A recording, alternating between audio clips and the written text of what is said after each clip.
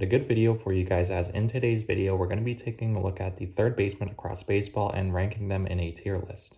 Now, we're going to be ranking these third basemen with 5 different tiers today, obviously the best being superstar, followed up by all-star, good, below average, and trash. So pretty simple concept here. Now let's hop right into the video.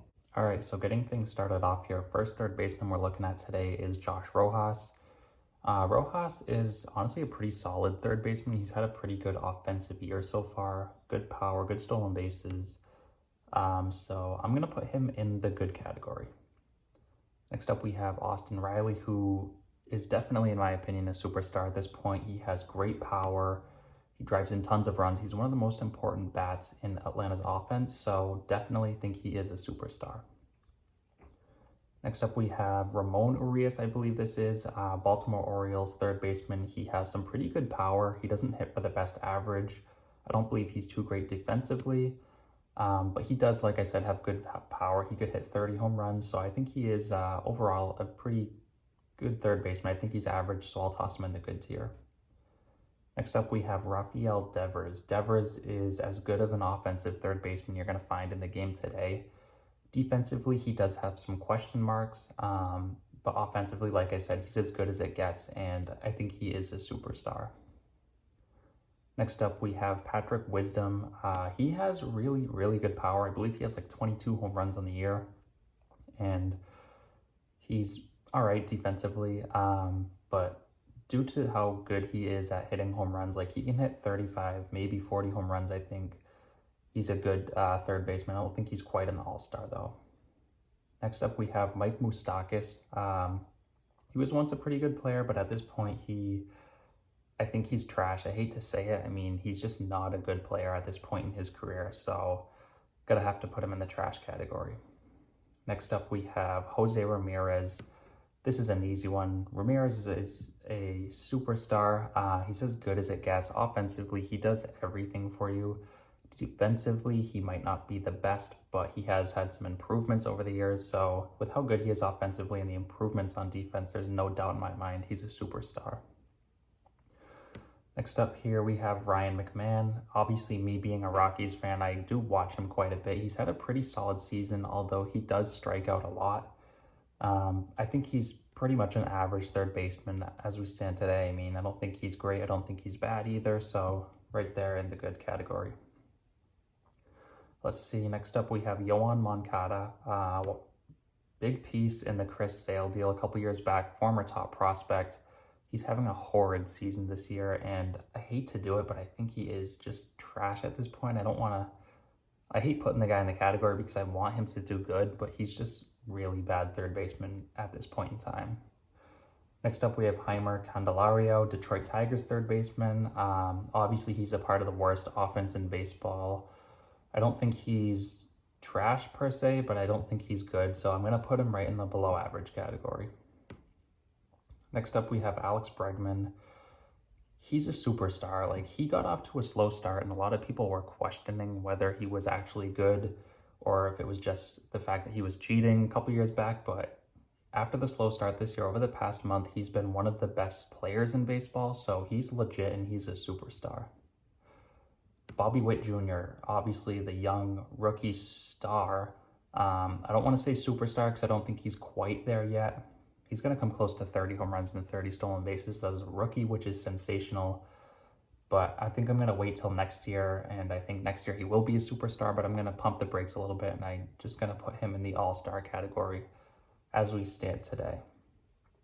Anthony Rendon, this is a tough one because obviously he is formerly a superstar, but ever since signing with the Angels, he's been a bust. I mean, he hasn't been good when he's been on the field. He's been injured a lot. So I hate to do it, but at this point in time, I can't put him anywhere below average. So just not a good signing, and he's just been really, really disappointing. Next up, we have Justin Turner.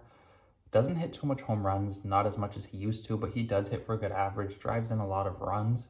He's a good player for the Dodgers. I don't think he's quite an all-star caliber player anymore, but I think he's definitely a good third baseman. Joey Wendell, Miami Marlins.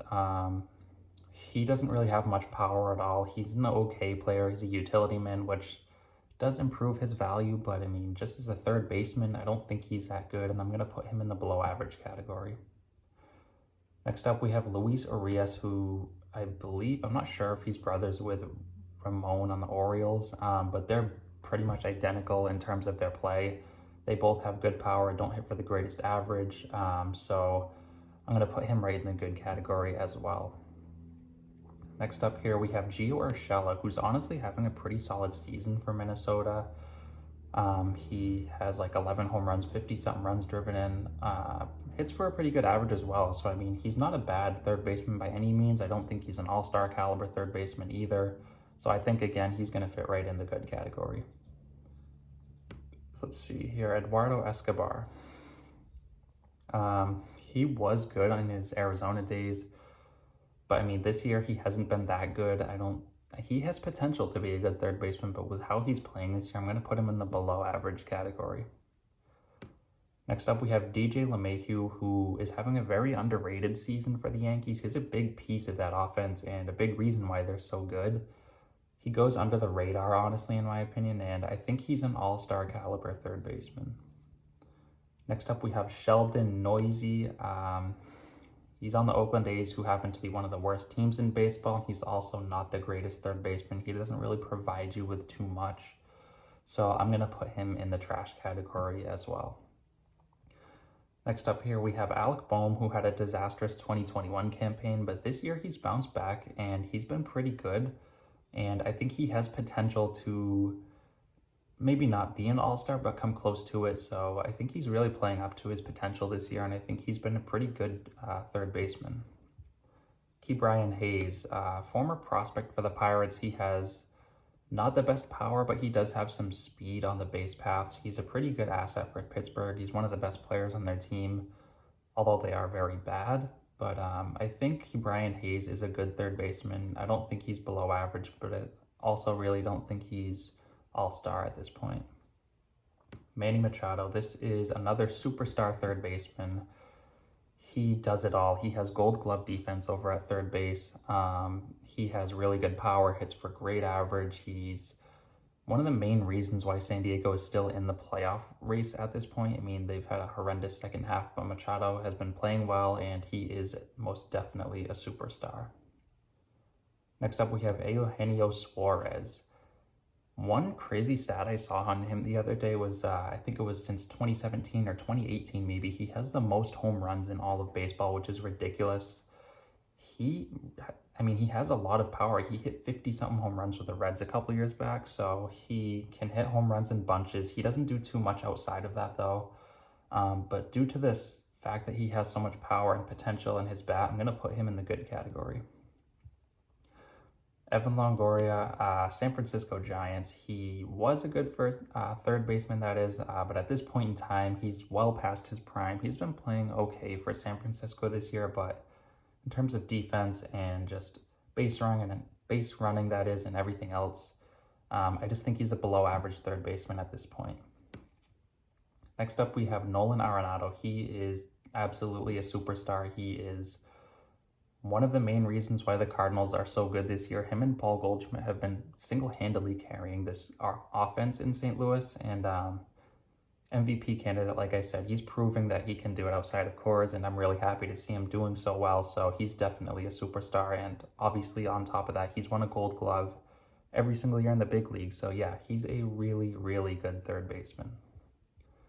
Next up, we have Yandy Diaz, Tampa Bay Rays. He's quietly having a really, really productive season in Tampa Bay.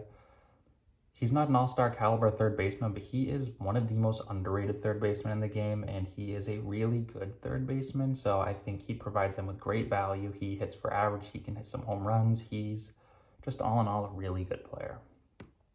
Next up, we have Brad Miller. He's not that good of a player.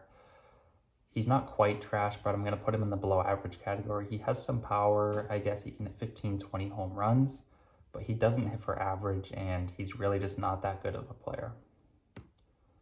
Next up, we have Matt Chapman, Toronto Blue Jays, easily one of the best defensive third basemen in the game today, and he's actually provided a lot more offensive value than I would have expected from him this year. He has lots of power in his bat, and he's been really good for Toronto, so I think he's definitely an all-star caliber third baseman. He's a really good player. And last, and what might be least, honestly, is Maikel Franco. He just got released by the Nationals, who happen to be the worst team in baseball, so that really says all you need to know. I guess he has some offensive potential, but I mean, I don't know. I'll put him in the below average category because he does have potential offensively to drive in runs and hit home runs, but he doesn't really do much outside of that. So I think he's a below average third baseman. All right, so there you have my third baseman tier list. Let me know what you guys think down below, anything you agree on or disagree on. Also, if you guys enjoy the content, feel free to subscribe. It really does help me out in reaching my goal of 1,000 subscribers by 2023. And as always, I want to thank you guys again so much for watching and continuing to support, and I'll see you next time.